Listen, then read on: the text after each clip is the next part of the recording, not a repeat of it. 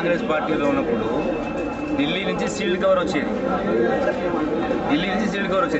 ఢిల్లీ ఏదైతే వాళ్ళు ముఖ్యమంత్రి. కానీ ఇక్కడ టీఆర్ఎస్ పట్ల కాదు.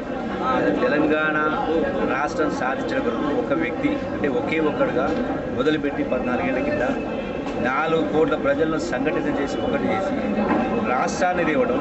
ఇలా వచ్చిన రాష్ట్రంలో టీఆర్ఎస్ ప్రభుత్వం అందించినటువంటి వ్యక్తి ఏకైక వ్యక్తి కేసీఆర్. ఇలా తెలంగాణ రాష్ట్రం సాధించడంలో ప్రజల విజయమే, తెలంగాణ అమరవీరుల విజయం. అట్ సేమ్ టైం నాయకత్వం వహించింది, ముందుకు నడిపించింది ఏకైక కేసీఆర్. అలా ఏం జరుగుతుంది మీటింగ్లో ఎవరికి అనుమానం ఉండాల్సిన అవసరం లేదు. ఒక లక్ష్యాన్ని అంటే గడిచిన 60 ఏళ్ళ నుంచి ఎవరు చేయలేని పని ఎవరి నుంచి కానుంటుంది కేసీఆర్ ద్వారా సాధ్యమైంది.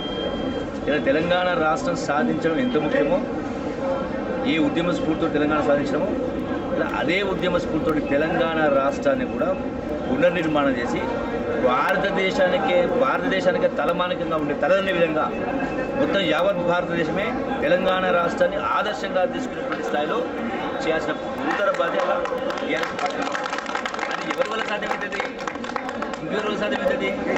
అదే ఒకే ఒక్కడు కేసీఆరే మా నాయకుడు. కేసీఆర్ నాయకత్వం మేము సైనికులుగా పనిచేస్తాం.